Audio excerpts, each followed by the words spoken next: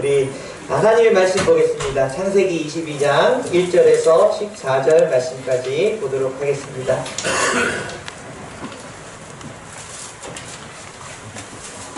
제가 가진 성경으로는요, 구약성경 27페이지 있습니다. 창세기 22장 1절에서 14절 말씀까지 우리 교독해서 보도록 하겠습니다. 우리 다 찾으셨으면 교독해서 읽습니다.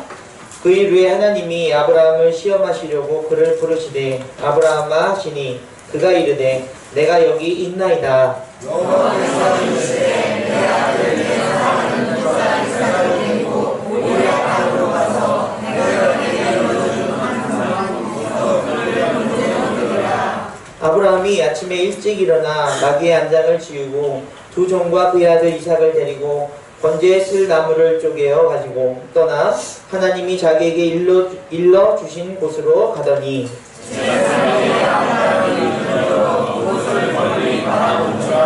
이에 아브라함이 종들에게 이르되 너희는 나귀와 함께 여기서 기다리라. 내가 아이와 함께 저기 가서 예배하고 우리가 너희에게로 돌아오리라 하고 아브라함이 이에 번제나무를 가져다가 그의 아들 이삭에게 주고 자기는 그와 바다를 손에 들고 무사람이 행하니 이삭이 그 아버지 아브라함에게 말하여 이르되 내 아버지여 하니 그가 이르되 내 아들아 내가 여기 있노라. 이삭이 이르되 불과 나무는 있거니와 번제할 어린 양은 어디 있나이까? 아브라함이 이르되 내 아들아 번제할 어린 양은 하나님이 자기를 위하여 친히 준비하시리라 하고 두 사람이 함께 나아가서 하나님이 그에게 일러주신 곳에 이른지라. 이에 아브라함이 그곳에 제단을 쌓고 나무를 벌려 놓고 그의 아들 이삭을 결박하여 제단 나무 위에 놓고 손을 내밀어 칼을 잡고 그 아들을 잡으려 하니 여호와의 사자가 하늘에서부터 그를 불러 이르시되 아브라함아 아브라함아 하시는지라. 아브라함이 이르되 내가 여기 있나이다 하매 사자가 이르시되 그 아이에게 내 손을 쥐었잖아. 그에게 아무 일도 하지 말라. 내가 내 아들을 내 손으로 내게 아프지 아니하시니 내가 이제야 네가 하나님을 경외하느니라. 아브라함이 눈을 들어 살펴본즉 한 순양이 뒤에 있는데 뿔이 숯불에 걸려 있는지라. 아브라함이 가서 그 순양을 가져다가 아들을 대신하여 번제로 드렸더라. 아브라함이 그 땅의 이름을 여호와 이레라 하였으므로 오늘날까지 사람들이 이르되 여호와의 산에서 준비되리라 하더라. 아멘. 오늘 본문은 우리가 잘 알고 있는 것처럼 하나님이 아브라함의 그 독자, 너무나도 귀한 그 아들을 이제 제물로 바쳐라 라는 그 도전 속에서 아브라함은 그렇게 모리아산에서 그 아들을 제물로 바치려 하고요. 하나님은 그걸 막으시고 네 마음을 알았다. 너무나도 귀한 그 마음이 이제 내가 알았으니 잡지 말고 그 옆에 있는 이제 순양을 잡아서 그렇게 하나님 앞에 올려드려라. 이 사건을 통해서 아브라함은 그 믿음이 얼마나 큰지 하나님이 인정하시는, 또 하나님이 기뻐하시는 그런 믿음의 조상으로서의 큰 어떤 사건이었다는 것을 우리가 잘 알고 있습니다. 그런데 여러분, 여기서 우리가 놓치고 있는 사실 한 가지는 하나님과 아브라함, 그 속에 이삭이 있었다는 것입니다. 이삭은 뭔지 모르고 아버지를 따라갔다가 죽을 뻔하고 거기서 살아나는 그런 사건을 경험한 그런 아이였다는 것이죠. 우리가 이삭에 대해서 너무나 그냥 간과해버리면 이 본문이 주는 온전한 의미를 이해하지 못한다는 사실입니다. 여러분, 이삭에게 있어서 이 사건은 어떤 의미였을까? 어떤 그의 인생에 어떤 임팩트였을까? 라는 부분에 대해서 함께 나누려고 하는 것입니다. 먼저 이삭이 겪은 이 사건에 대해서 알기 위해서는 이삭의 삶을 좀 살펴봐야 되는데요. 제가 이삭의 삶을 가만히 이렇게 묵상하면서 살펴보니까 이삭의 삶을 오늘 설교 제목처럼 이삭 콤플렉스다. 이렇게 발음이 잘 안 되네요. 콤플렉스다. 이런 표현을 할 수 있다는 것입니다. 왜 그럴까요? 이 콤플렉스라는 말은 여러분 주로 열등감, 욕구불만, 강박관념이라는 그런 의미에서 사용하고 있습니다. 아, 나 외모 콤플렉스가 있어. 아, 나 무슨 상황에 콤플렉스가 있어. 이렇게 얘기할 때 그런 것에 대한 열등감 또는 욕구불만 또는 강박관념을 가지고 있는 그런 사람들을 콤플렉스가 있는 사람들이라고 얘기합니다. 그런데 정신분석학적 용어로서는 감정, 행동에 강한 영향을 주는 무의식적인 마음의 반응이다. 이런 정의를 내리고 있기도 합니다. 그래서 오이디푸스 콤플렉스, 여러분 이거 설명을 다 안 해도 되겠죠. 뭐 이런 콤플렉스에 대해서 이제 정신분석학적으로 이야기하기도 합니다.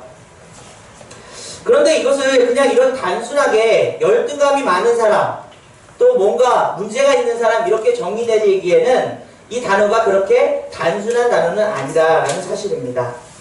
이 콤플렉스라는 뜻이 덩어리, 집합체라는 그런 뜻을 가지고 있어서요. 한 가지의 단순한 감정이 아니라 여러 가지 다양하게 복잡한 감정을 가지고 있는 것이다 라고 얘기합니다. 그래서 이제 메시아 콤플렉스라는 것이 있는데요. 이것은 자신이 어떤 우월한 그런 존재, 우월한 자신이라는 것을 알면서도 열등감을 가지고 있는 이런 복잡한 마음을 가지고 있는 사람을 메시아 콤플렉스가 있는 사람이다. 이렇게 이야기한다는 것입니다. 무조건 다 문제가 있는 사람이 아니라 뭔가 확실한 자신의 삶의 배경이나 우월감이 있음에도 불구하고 열등감이나 강박관념이나 또는 그런 그 욕구불만이 항상 공존하는 그런 감정의 복합적인 사람을 바로 그런 메시아 콤플렉스가 있는 사람이다 얘기한다는 것이죠. 이삭이 바로 딱 이런 사람이었다는 것입니다. 이삭이 가지고 있는 콤플렉스는 뭐였을까? 여러분, 이삭이 어떻게 태어났는지 여러분 다 기억하시죠? 100세가 되었을 때에 하나님의 그 약속과 그 큰 하나님의 축복의 통로로서 이삭이 이 땅에 태어났습니다.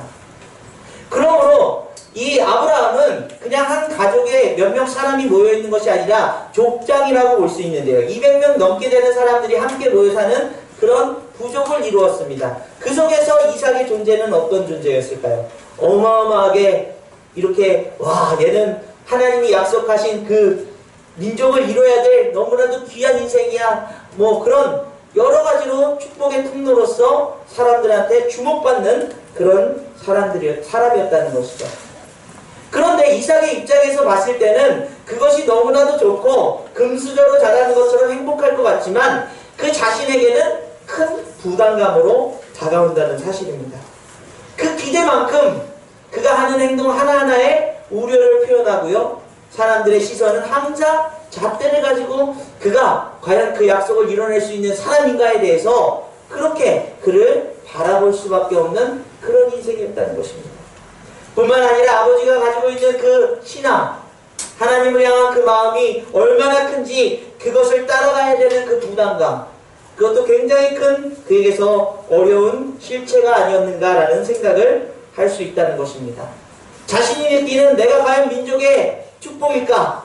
또 민족을 이루는 축복의 통로가 될 수 있을까라는 그런 강박관념도 그에게 있어서 큰 부담으로 다가왔다는 것입니다. 여러분 이런 걸 다 기부하고요. 이삭이 그렇게 축복받고 그렇게 뭔가 이뤄야 될 사람으로서 주목받는 사람인데 현실에 있어서는 그의 형인 이복 형제인 이스마엘이 그를요 놀리고 있었다는 사실입니다. 창세기 21장 9절 말씀 같이 한번 보겠습니다. 시작. 사라가 본즉 아브라함의 아들 애굽 여인 하갈의 아들이 이삭을 놀리는지라. 아멘. 여러분 뭐 그냥 여러 가지로 뭐 큰 축복이고 뭐 약속이고 주목받는 사람인지 몰라도 현실에 있어서는 어떤 사람이요? 놀림을 받는 그런 아이였다. 이런 현실이 이삭에게 있어서 어떤 열등감으로 또는 어떤 것에 대한 욕구 불만으로 또 그것을 지켜야 되는 강박관념으로 이삭을 억누르고 있었던 것은 아닌가 라는 부분을 우리가 생각할 수 있다는 것입니다. 이걸 빗대어서 우리 부모님들은 자녀에게 원하는 것이 이삭만큼 높습니다. 자녀들이 이런 모습으로 살아가길 원하고요. 이런 모습 속에서 정말 부모님이 만족한 그런 모습으로 성장하길 바라기 때문에 자녀들에게 그런 요구를 하는 경우가 있습니다. 야, 너 이렇게는 해야지. 이 정도는 지켜야지. 우리 말씀드린 아이들 보면요, 부모님들이 아이들을 보는 사랑의 그 시선이 이삭보다 훨씬 더 높아 보여요. 이 아이가 커서 정말 하나님의 귀한 일꾼으로 사용되길 바라는 그 마음이 너무나도 큽니다. 그런데 우리 아이들보다도 세상의 아이들을 보게 되면요, 부모의 그런 욕구를 충족하기 위한 어떤 부모님의 그 요구에 의해서 그 아이들이 그런 컴플렉스를 가지고 있다는 거죠. 부모님이 원하는 만큼 잘 안 돼요. 나는 게임을 너무 하고 싶은데 부모님은 항상 나에게 독서를 하기를 원하고 계시고, 나는 너무나 밖에서 축구를 하고 싶은데 수학 문제를 풀어야 되고, 또 뭔가 인격적인 단어를 사용하라고 원하시는데 나는 친구들이 원하는 욕을 좀 써가면서 이야기를 하고 싶고, 이런 것 속에서 큰 스트레스를 받고 있다는 것입니다. 그래서 어린아이들이요, 뭔가 너무나 일찍 저는 부모님 말씀을 잘 듣는 사람입니다, 이렇게 철드는 아이들을 보면요, 불안해요. 사실은 그것들이 뭔가 나중에 자기가 힘이 생기고 결정할 수 있는 일이 됐을 때에 그 부모님이 원하는 방향으로 가지 않을 가능성이 굉장히 많다는 것입니다. 왜 그럴까요? 컴플렉스 때문입니다.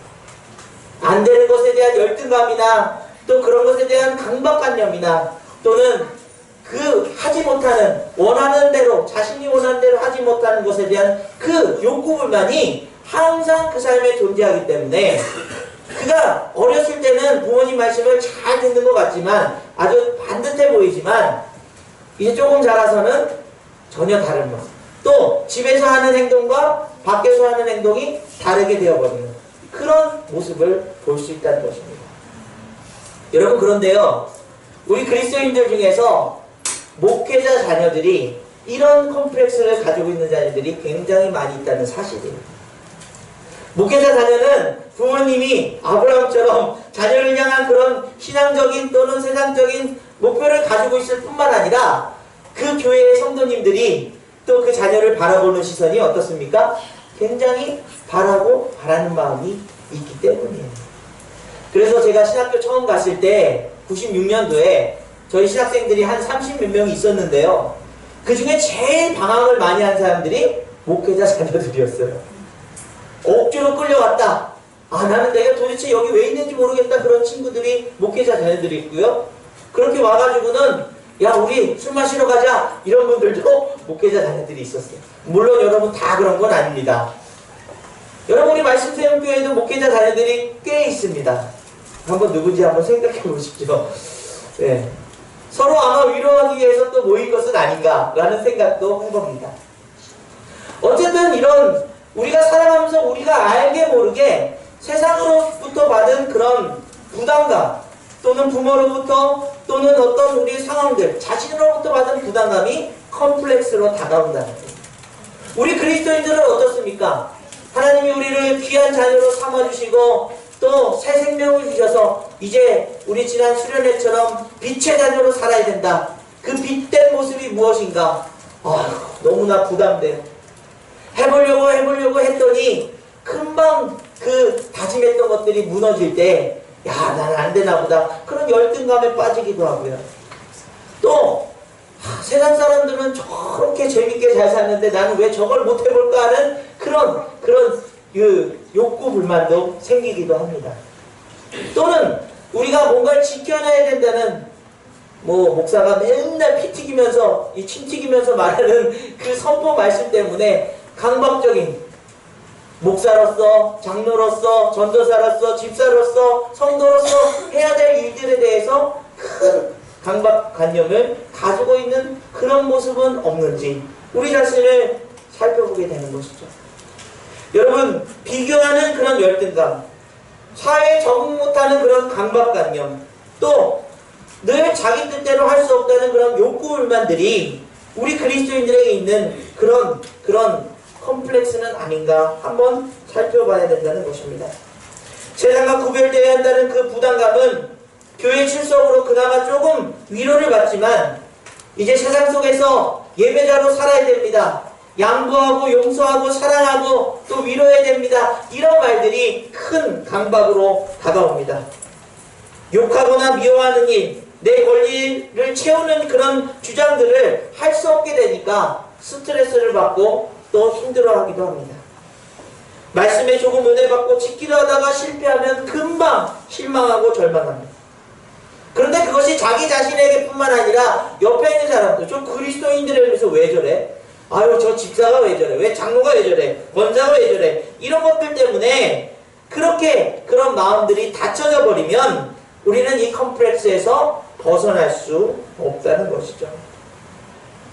거룩하게 빛으로 살라고 말씀하시지만 그것이 얼마나 큰 부담감입니까? 저는요, 이 목회자로서 그런 부담감이 없는 줄 알았는데 이 말씀을 이렇게 묵상하면서 저도 나름대로 열등감을 가지고 있더라고요. 야, 말씀을 정말 은혜롭게 잘 전해서 매일 그냥 눈물이 쏙 빠지고 제발 목사님 울리지 마세요. 뭐 이런 그런 기대 속에서 나와야 되는데 그게 잘 안 되는. 내가 삶 속에서 정말 목사로서 거룩하게 살아야 되는데 그런 부담감들이 제 마음을 짓누르고 있던 건 아닌가 그런 생각을 해봅니다. 여러분 어떻습니까? 우리의 컴플렉스가 여러분의 삶의 모습이었습니까? 아니면 여러분의 열등감입니까? 욕구불만입니까? 강박관념입니까? 그런데 우리가 이삭이 가지고 있는 그 하나님의 약속의 그런 자녀로서의 민족을 이뤄야 되는 그 어마어마한 부담감, 축복의 통로로서 살아야 되는 조금도 1도 틀림없어야 될 것 같은 그 삶의 그 강박관념 속에서 이삭은 그것을 벗어내는 죄입니다. 우리가 오늘 이 본문을 그런 입장에서 아브라함도 하나님의 큰 사랑이었고 하나님도 그 사건을 통해서 기뻐하셨지만 이삭은 그 사건을 통해서 이 컴플렉스를 이겨내는 놀라운 일이 일어났다는 사실입니다. 여러분 오늘 본문의 분위기를 보겠습니다. 이삭이 그 아버지에게 이렇게 얘기합니다. 우리 7절 말씀 같이 읽습니다. 시작. 이삭이 그 아버지 아브라함에게 말하여 이르되 내 아버지여 하니 그가 이르되 내 아들아 내가 여기 있노라. 이삭이 이르되 불과 나무는 있거니와 번제할 어린 양은 어디 있나이까? 여러분 아버지께 묻는 것이죠. 그가 그동안 받던 제사는 분명히 양이 있고 염소가 있고 또 소가 있어서 제사를 지냈었는데 이 양이 어디 있는가? 왜 아버지와 저만 있습니까? 라는 이 의문 속에서 그가 가지고 있던 그의 자신의 하나님의 약속과 하나님의 그 뜻으로 그가 축복이라는 사실, 아버지가 그를 얼마나 끔찍이도 여겼는지 그렇게 사랑했는지 너무나 잘 알고 있기 때문에 설마 내가? 라는 생각을 가질 수밖에 없었던 것이죠. 그런데 그가 가졌던 마음은 아버지로부터 첫 번째 위로를 받습니다. 8절 말씀입니다. 시작. 아브라함이 이르되 내 아들아 번제할 어린 양은 하나님이 자기를 위하여 친히 준비하시리라 하고 두 사람이 함께 나아가서 그 아버지는 흔들림 없이 이삭에게 말합니다. 하나님께서 친히 준비하실 것이다. 그런데요, 정작 그 제단을 쌓고 나온 다음에 이 이삭을 묶어서 그 제다리에 올려놓게 됩니다. 여기서 이삭은 큰 충격 속에 빠집니다. 자기 자신이 분명히 하나님이 약속하신 아브라함이 기대한, 아니 이스라엘 민족이 정말 기대해야 될 그를 통해서 나올 그 자녀들이 큰 민족을 이루고 가나안 땅을 정복하고 하나님 나라의 제사장 백성으로 삼으시겠다는 그 약속을 자기를 통해서 이루시겠다는데 자기를 제물로 드리고 있는 그 현장 속에서 자기 자신이 무너질 수밖에 없습니다. 그런데 그 마음속에는 어떤 아버지의 음성이 들립니까? 하나님이 친히 준비할 것이다. 그러고 났더니 여러분 그 뒤에 일어나는 일들이 어떻습니까? 13절 14절을 같이 읽습니다. 시작. 아브라함이 눈을 들어 살펴본즉 한 수양이 뒤에 있는데 뿔이 숯불에 걸려 있는지라. 아브라함이 가서 그 수양을 가져다가 아들을 대신하여 번제로 드렸더라. 아브라함이 그 땅 그 이름을 여호와 이레라 하였으므로 오늘날까지 사람들이 이르기를 여호와의 산에서 준비되리라 하였더라. 아멘. 아멘. 하나님이 그것을 딱 멈추시고요. 아브라함아, 이제 내가 너의 마음을 알았다. 그렇게 대화하고 있는 중에 이삭은 안도의 한숨을 쉬는 것이죠. 그리고 그 대신할 양이 그 자리에 서서 그 죽임을 당하고 하나님이 그 제사를 흠양하실 때에 이삭은 그 마음속에 가지고 있는 자신의 모든 컴플렉스를 다 떨쳐버리게 되었다는 사실입니다. 자신의 인생의 중심이었고 자신이 그렇게 아버지로부터 사람들로부터 중앙에 있는 너무나도 큰 부담감에 있는 줄 알았는데 자신보다 중요한 하나님이 자신을 대신할 것을 예비하시사 그 제사를 받으시는 놀라운 역사를 경험하게 된 것입니다. 사랑하는 여러분, 저와 여러분이 예수 그리스도를 통해서 구원받았다는 인생이 어떤 의미로 다가오십니까? 우리는 제단 앞에 서서 죽을 수밖에 없는 너무나도 큰 죄인이라는 사실 속에서 우리를 대신해서 예수 그리스도께서 그 십자가 위에서 죽으셨다는 그 사실이 여러분 인생 가운데 내가 중심이고 내가 인생을 살아가야 되고 그 속에서 받는 큰 스트레스, 그 강박관념, 그 열등감, 그 욕구불만을 예수 그리스도께서 대신 지심으로 하나님의 그 놀라운 예비하심이 내 삶을 이끄신다는 그 놀라운 그런 큰 은혜로 다가오기를 간절히 원합니다. 아멘. 여러분 왜 힘들어 하시면서 사십니까? 왜 무엇이 안 돼서 그렇게 그 마음속에서 큰 부담을 갖고 계십니까? 어떤 삶이 여러분을 열등감 속으로 빠져들게 만들고 계십니까? 이삭의 마음속에서는 세상의 시선, 세상이 나를 바라보는 시선보다 이 인생을 완전히 이룰 수 있는 것은 하나님뿐이라는 사실을 그렇게 깨닫게 된 것이죠. 그 아버지를 통해서 그 믿음이 확정되었을 때에 여호와 이레, 그 놀라운 고백이 그의 인생을 완전히 바꿔놓았다는 사실입니다. 여러분, 제가 그렇게 설교 준비가 안 되고 분명히 은혜를 끼쳐야 되는데 그런 컴플렉스에 빠져있을 때 여호와 이레, 하나님은 이 백성들을 먹이시고 인도하시고 입히실 것이라는 그 여호와 이레 고백이 제 마음의 컴플렉스를 깨끗이 해소해 주시는 거죠. 여러분 인생 가운데 가지고 있는 그 강박은 무엇입니까? 왜 그렇게 인생이 부담스럽고 왜 그렇게 즐거움을 찾을 수 있고 감사함을 잃어버리셨습니까? 무엇 때문에요? 세상 사람들이 나를 그렇게 바라봐서요? 내게 기대하는 그 기대가 커서요? 내가 그리스도인이기 때문에 이렇게 살아내야 되는데 그렇게 살지 못해서요? 오늘 이 시간 그 모든 것들을 십자가 앞에 다 내려놓고 여호와 이레, 하나님은 내 삶을 예비하실 것이다. 이미 그 십자가의 예수 그리스도를 통해서 우리를 구원하시고 생명 주시고 그 부활하심의 삶으로 새 생명의 삶을 살아가도록 역사하시는 그 하나님이 여러분의 삶을 인도하실 줄 믿습니다. 우리는 그래서 날마다 아브라함의 고백이 이삭의 고백입니다. 이삭의 고백이 야곱의 고백이 될 수 있도록 여호와 이레. 오늘 좀 뭔가 하다가 부족하셨습니까? 직장생활 하다가 뭔가 어려움을 만나셨습니까? 여러분 열등감 속에 빠지지 마십시오. 그것이 안 돼서 욕구가 채워지지 않아서 그렇게 힘들어하지 마십시오. 그것이 억누르는 그런 부담감으로 주저앉지 마십시오. 그리고 우리는 이렇게 고백하십시오. 여호와 이레, 하나님께서 내 삶을 통해서 역사하실 일들을 준비하실 줄 믿습니다. 하나님의 자녀들에게는 당장 눈앞에 보이는 것이 컴컴하고 어두운 현실인 것 같지만 하나님의 그 준비하시는 여호와 이레 하나님을 믿음으로 살아가는 사람들에게는 그 말씀이 빛이 되어서 여러분의 삶을 비추시고 예수 그리스도라는 그 놀라운 구원자를 통해서 여러분의 삶을 예수님의 그 빛으로 투영하여서 하나님의 뜻을 이루시는 거룩한 존재들로 삼아주신다는 사실입니다. 그러니까 여러분 자녀들한테 너무 부담을 주지 마세요. 한결아, 넌 좀 이렇게 컸으면 좋겠다. 제가 사실은 그런 말을 제일 많이 해요, 아이들한테. 너 좀 이렇게 멋있었으면 좋겠다. 기대가 된다. 그런데 그게 안 될 때 어떻습니까? 아이고, 왜 저럴까? 이런 마음을 갖잖아요. 여러분, 그런 축복으로 여러분, 우리 귀한 다음 세대 아이들에게 하나님이 너를 정말 귀하게 아름답게 멋지게 사용하실 거예요. 그렇게 축복해 주시기 바랍니다. 그게 안 될 때 어떻게 해요? 혀를 차지 마시고 여호와 이래. 여호와 이래. 하나님이 예비하실 줄 믿습니다. 그리고 여러분 인생에 적용하십니다.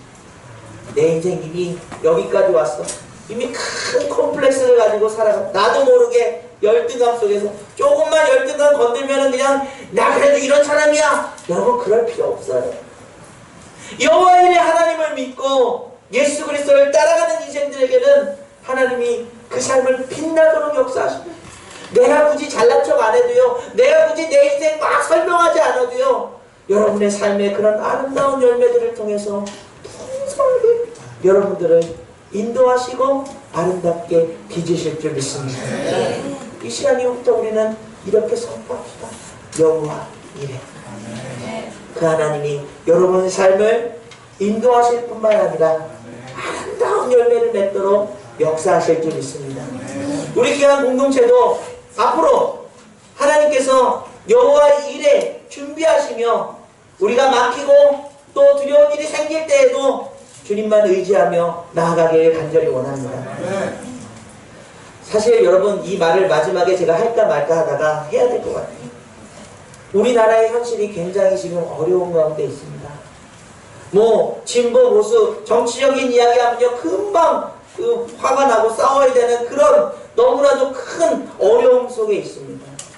그런데요 제가 여러분들에게 분명히 말씀드릴 수 있는 것은 우리가 하나님을 믿고 하나님의 자녀로서 이 나라를 바라볼 때에 내 생각과 내 기준이 아니라 하나님이 이 나라를 이끄시고 인도하실 그 마음을 간절하게 주님 앞에 구하며 여호와 이래. 비록 젊은 사람들이 너무나도 못 깨닫고 있고 왜 저러고 있나 걱정될 때에도 손가락질하는 것이 아니라 저 마음 위로해 주시고 깨닫게 해주시고 여호와 이래 하나님이 함께하여 주옵소서. 그렇게 고백하시길 간절히 원합니다. 우리 어른들이 이해 못할 그런 일들을 하고 있을 또 그 마음속에 얘기할 때에도 어른들의 마음에 하나님의 위로하심이 있길 바라고 여호와 이래 하나님을 행하시길 원합니다.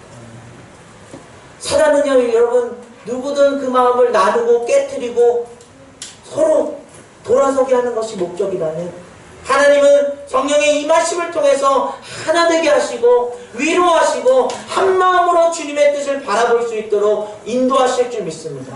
우리 교회가 앞장서서 그런 나라를 위해서 기도하고 그런 마음이 주님 안에서 모아질 수 있도록 주님 도와주옵소서. 그렇게 고백하는 귀한 인생들 되시기를 간절히 원합니다. 우리 찬양으로 고백드리겠습니다. 우리의 고단한 인생길 또 힘겨운 오늘도 주님이 늘 함께 하시고 우리의 마음을 알아주실 줄 믿습니다. 고단한 인생길 고단한 인생길 힘겨운 오늘도 예수 내 마음 아시네.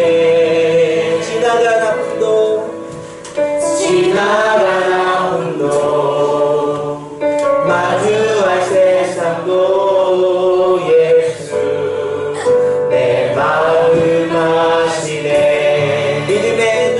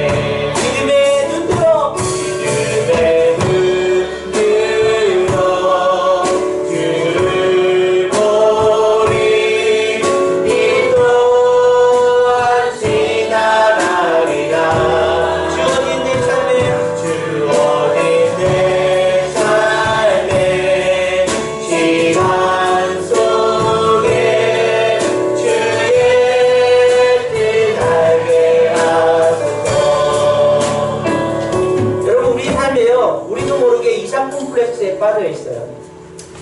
그리스도인으로서 이만큼은 해야 돼. 여러분 열심히 교회 봉사하다 보면요 어느 순간인가 일이 되어져 있어요. 막 하고 있다 보면 이것도 맡고 저것도 맡았는데 기쁨은 없고 왜 하고 있지? 나중에는 다 소진돼서 힘들어하는 그런 사람들이 참 많이 있어요. 물론 말씀드리는 교회는 큰 그런 행사들을 많이 만들지 않습니다. 여러분 우리 인생 가운데요 하나님이 우리에게 주신 거룩한 삶을 살아나라고 할 때에 그렇게 도전하실 때에 여러분의 마음, 여러분의 생각으로 잘 해보니까 안 돼. 하려고 했는데 내가 지금 이 세상적인 게 더 마음이 다 가 있어. 그러니까 그런 그 마음 속에서 잘 안 되는 것 때문에 실망스러워. 자기 자신도 실망스러운데 옆에 있는 사람도 실망스러워요. 우리 그런 인생들이라면요 이 시간에 이삭처럼 그의 삶을 그 제단 앞에 완전히 던져버리고 우리 십자가 앞에 완전히 던져버리고 주님이 나와 함께 하실 때에 내 삶에 한순간이라도 주님이 동행하시며 우리의 길을 예비하실 줄 믿습니다. 우리의 삶에 문제와 어려움들 속에서도 우리의 생각, 우리의 경험이 아닌 하나님의 뜻을 이루어 주옵소서. 그렇게 고백하며 여러분 그렇게 일적으로 했던 그 마음보다 더 어떻게 해요? 기쁜 마음으로 주님의 일을 그렇게 주님이 주신 삶을 살아갈 수 있기를 간절히 원합니다. 하루를 살아도요 기쁨으로 살아야 돼요. 예수님이 늘 함께 하시기 때문에 그렇습니다. 우리 인생에 후회되는 거, 염려되는 거 여러분 컴플렉스로 여러분에 쌓아두지 마시고요 온전히 주님 앞에 맡기십시오. 주님이 예비하실 줄 믿습니다. 우리 다시 한번 이 찬양 부른 다음에 기도할 때요 주님 내 인생에 강박스럽게 왔던 그런 마음들, 열등감들, 욕구불만 그런 모든 것들을 다 내려놓고 십자가 바라보며 주님 바라보며 주님이 예비하실 것을 기대하며 살겠습니다. 그렇게 같이 기도할 수 있기를 바랍니다. 우리 다시 한번 찬양 드리겠습니다. 고단한 인생길 고단한 인생길 힘겨운 오늘도 예수 내 마음 하시네. 지나간 아픔도 마주할 세상도 예수 내 마음 하시네. 하루를 살아도 기쁨으로 가리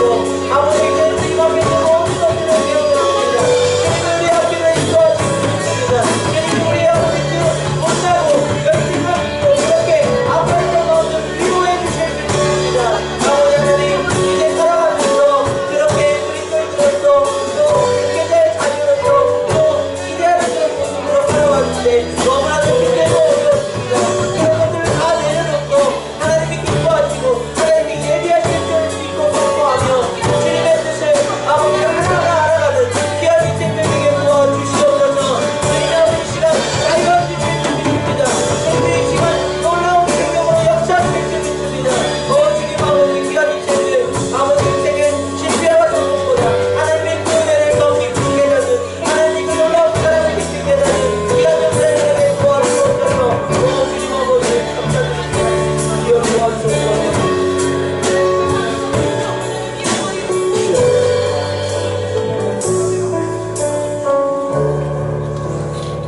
이삭은 그의 인생에 있어서 너무나도 큰 주목을 받고 어떻게 살아야 될까? 무엇이 정답일까? 큰 그런 부담감 속에 살았지만 아브라함을 통해서 그의 인생을 그 제단 위에 올려놓게 되었을 때 내 인생이 하나님 없이는 한순간도 살 수 없는 인생이구나. 그것을 깨닫게 되고 그의 인생을 하나님 앞에 온전히 맡기는 놀라운 은혜를 주신 줄 믿습니다. 십자가의 주님을 바라보니 나를 대신해서 그 제물이 되시사 내 인생의 죄악들을 도말하신 그 놀라운 사랑을, 그 복음을 알게 하여 주심을 감사드립니다. 이제는 내 인생 사람들이 주목하고 사람들이 어떻게 살았나 나를 비교하고 그렇게 우리 안에서 큰 부담감으로 다가올 때에 나를 대신해서 십자가를 지신 주님을, 나를 사랑하시며 내 인생에 새 생명 주신 주님을 바라보며 선포하게 도와주옵소서. 그 주님으로 인하여 내 인생에 이제는 여호와 이레 하나님이 예배하실 줄 믿고 기쁨으로 주님의 뜻을 하루하루 알아가며 살아갈 수 있는 주님의 귀한 백성들 삼아 주시옵소서. 세상 사람들이 성공을 했냐, 또는 많은 지식을 쌓았냐, 좋은 직장에 취직했냐, 이런 비교하는 그런 말들을 할 때마다 여호와 이레 하나님이 내 인생 책임져 주시고 인도해 주실 줄 믿사옵니다. 주님, 어떤 순간이든지 그 기쁨과 감사를 잃지 않게 도와주옵소서. 그러므로 주님이 바라시는 그 삶을 우리의 귀한 그 마음으로, 자발적인 마음으로 그렇게 기뻐하며 걸어갈 수 있도록 도와주옵소서. 귀한 말씀 세움교회가 여호와 이레 하나님을 의지하며 한 걸음 한 걸음 나가는 주님의 몸된 공동체 되게 도와주옵소서.